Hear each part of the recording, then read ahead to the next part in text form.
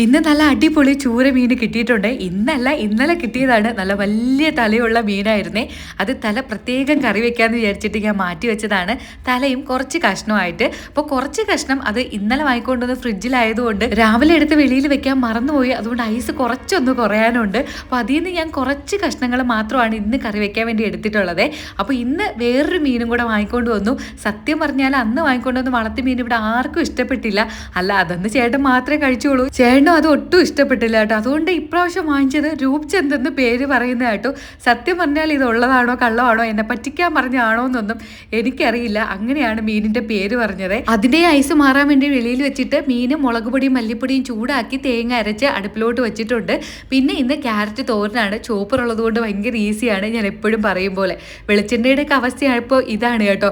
ഞാനാണെങ്കിൽ വലിയ പാത്രത്തിൽ മാറ്റണമെന്ന് വിചാരിച്ചിരിക്കും.